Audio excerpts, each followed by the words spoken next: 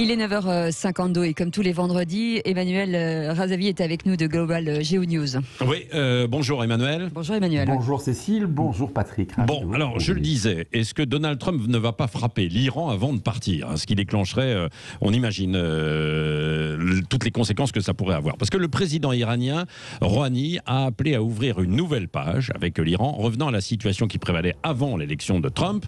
Mais donc, Trump n'entend pas de cette oreille et il fait en effet tout pour laisser à Biden une situation qui semble un peu détériorée au Moyen-Orient. C'est ça, quoi. Eh bien, en effet, Patrick, en réalité, c'est presque une affaire de politique intérieure aux États-Unis. En réalité, Trump pratique la politique de la terre brûlée pour que son successeur, Biden, se retrouve dans une situation ingérable avec l'Iran. Donc il fait tout pour lui rendre plus difficile en fait la relance de l'accord sur le nucléaire iranien. Il a menacé l'Iran de nouvelles sanctions, notamment sur la question des missiles balistiques, mais aussi en raison en fait de ses liens avec le terrorisme. Bref, Trump en clair fait feu de tout bois sur le dossier iranien pour ennuyer son successeur. C'est ennuyeux quand même parce que c'est une poudrière en fait, on le sait toujours l'Iran, et surtout que le pays ne va pas très bien aujourd'hui, très affaibli. Non, mais vous avez raison. En fait, le pays va extrêmement mal. Et plus le temps passe, plus le pays, en fait, va mal. Oui. Certains disent que le régime est très affaibli. Moi, je ne le crois pas. En fait, la problématique, si vous voulez, elle se situe surtout sur le plan sociétal, sur le plan économique, en fait, en Iran. L'Iran vit une catastrophe, je viens de le dire, sur le plan économique. L'inflation est énorme en Iran. Et il y a une dévaluation de la monnaie, qui est aussi importante, puisqu'elle a perdu quasiment 7 fois de sa valeur. Le chômage, lui aussi, est également très important.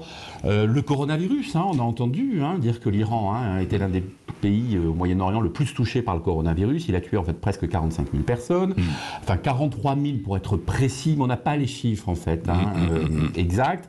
Le pays connaît aussi un stress hydrique qui est très important. Vous avez des communes qui sont coupées en fait de l'eau potable, ce qui veut dire concrètement que vous avez aujourd'hui des mamans qui ne peuvent pas donner en fait le biberon avec de l'eau potable à leurs enfants. Donc la situation elle est très très très dure en Iran. Ils ont besoin évidemment de s'ouvrir à nouveau de toute façon au dialogue. Emmanuel, on a appris il y a quelques jours que le numéro 2 d'Al-Qaïda a été tué en Iran. Ça veut dire que si on suit ça, Trump a peut-être raison et que l'Iran demeure en fait extrêmement dangereux et un État terroriste, quoi. Mais oui, évidemment, on sait que le terrorisme, c'est un peu l'ADN finalement de l'Iran. Dans les faits, en fait, ce qui s'est passé, on a appris, vous avez raison, il y a quelques jours, que les services secrets israéliens, donc le Mossad, avaient abattu Al-Masri, qui est le numéro 2 d'Al-Qaïda, mais sur ordre de Washington. Alors, la vérité, c'est que des responsables d'Al-Qaïda, il y en a en Iran en fait depuis des années, notamment en fait depuis l'intervention de la coalition occidentale en Afghanistan. Non pas que l'Iran en fait, est un lien direct avec Al-Qaïda, en fait les Iraniens voulaient se servir des combattants d'Al-Qaïda, des terroristes d'Al-Qaïda contre les Américains en Afghanistan. Mais moi je crois aujourd'hui, de façon claire, que si on veut que l'Iran en fait cesse, je dirais, ses actions terroristes, c'est aussi la raison pour laquelle il faut éviter de l'acculer et puis essayer de privilégier une sortie de crise diplomatique. C'est ce que veut Biden en réalité. Oui, mais c'est ce qu'il veut lui quand même. Il prône le retour à la diplomatie, au dialogue, Joe Biden, quoi.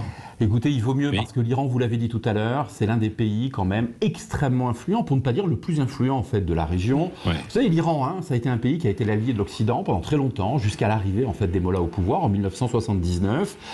Il n'est pas impossible aujourd'hui de dialoguer en fait avec ce pays. Alors, il faut pas être, je dirais, il faut pas être aveugle. Bien sûr, c'est une dictature. Bien sûr, c'est un pays qui commet des abus, notamment en matière de droits de l'homme. Ça, il faut le redire. Oui, c'est un pays qui est chatouillé par le terrorisme dès qu'il se sent menacé. Pour autant, c'est aussi un pays quand même qui est très cultivé. C'est un pays qui a su se montrer par le passé très ouvert sur l'Occident. Donc effectivement, il faut aujourd'hui discuter avec les Iraniens. Ça n'empêche pas d'être ferme, de rester ferme, mais il faut discuter avec eux. Merci Emmanuel Razavi de Global GeoNews en 3-4 minutes. On a tout compris là en fait sur la situation actuelle de l'Iran. Oui, évidemment, et c'est retrouvé en podcast. Merci, et sur votre site Global GeoNews. Allez, dans un instant, c'est